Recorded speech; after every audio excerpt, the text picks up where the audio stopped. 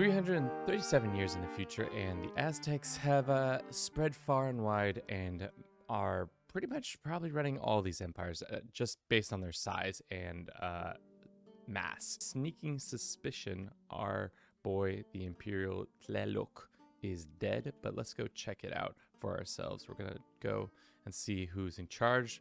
We got Lord Dens, the Beautiful. Let's go check out the title history. And we see, yes, the Bloodfather Tlaloc has died was killed in an attack.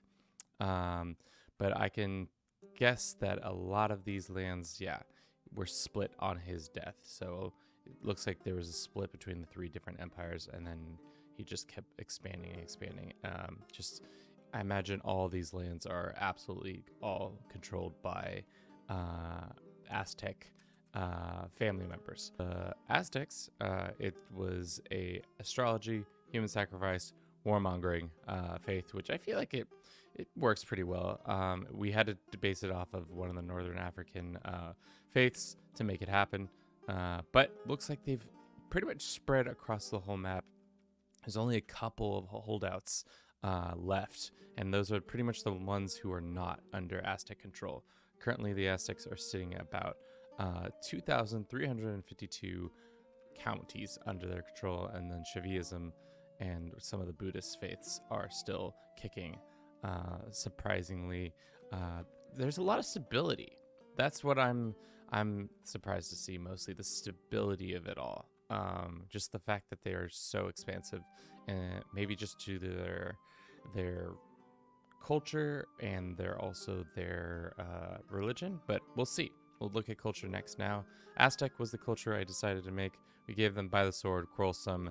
I don't think mystical ancestor was what we gave them, and warrior by merit. So we might see some Aztec mixtures with the local people to see what interesting amalgamations, interesting groups come together. We have some Aztec Persians, which is probably a good one. Treat Aztec. I guess that's sitting right there in my face. I guess if you look at the core territories of the people, you'll see where the Aztecs get their crossover. Like Mali has an Aztec ruler, Guyana, Gurma has an Aztec ruler, right? Yeah. Surprisingly, all the family has been able to maintain it. It's almost like every empire is, pretty much run by one Aztec or another. Let's look at the kingdom map mode next. Looks like they actually went ahead and Belioterrania, I probably said that incorrectly, but they did that decision. Feel like that's something. I also am wondering, could they have done the Rome decision? No major decisions. It's because we're not a character. At one point, they could have done it. They had all the lands at least. So either your religion is Christian or Greco-Roman, or your culture is Roman. So that is the main reason we didn't see a Roman Empire form, an Aztec Roman Empire, which would have been actually kind of sick to have made. So that's unfortunate that didn't happen. But, what are you going to do? Map mode looks like the Greater Poland owns most of Germany. England has expanded out of its normal places, and it's, of course, just England. It's not Britannia, it's just England. The Aztec Empire itself has only gained a little bit of land overall. It doesn't look like they expanded that much. They've just used what is already here and expanded upon that now. Let's us go and look at development. I want to see if there's anything major changes. Nope. As usual, the parts that are yellow. The parts that are not yellow are not yellow. Let's see quickly. I want to look at two things. We'll go we'll go to sum of skills and see, because we did start them off with a beautiful genius, Herculean lord, who had, I think he had consecrated blood.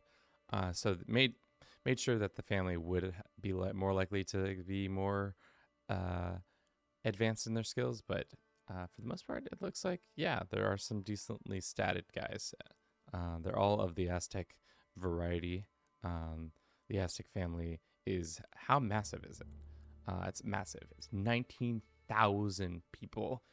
19,000 people. I don't think I've ever seen with 360 houses. That's it's quite the number. Usually I feel like we see like a couple thousand, but 19,000 is a first, I think, for me. Yeah. Seems like there's a lot of infighting within the Aztec family. You'd think they'd be one big happy empire family, but they are not. They are not happy with the things. I wonder what Tenochtitlan thinks of uh, their conquests in Europe, if they even know of these conquests and all the deeds that have done.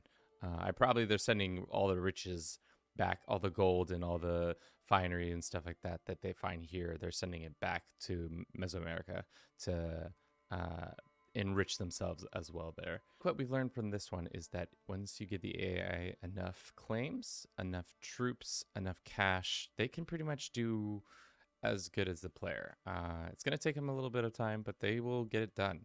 The fact that they've expanded this far and not exploded, and maintained, just the fact that they've maintained, you would think that some of the land would have been taken over by a rival or something like that, but pretty much all the predominant titles, except for maybe one or two, are run by an Aztec family member. So that makes sense why their family is so large. How much renown are they putting down right now?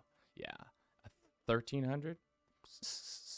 Decent amount, and they don't need it anymore because they've already maxed out all their things. So that's all good. So yeah, give the AI the right tools, and they can accomplish pretty much anything. Good to see it. All right, that's it.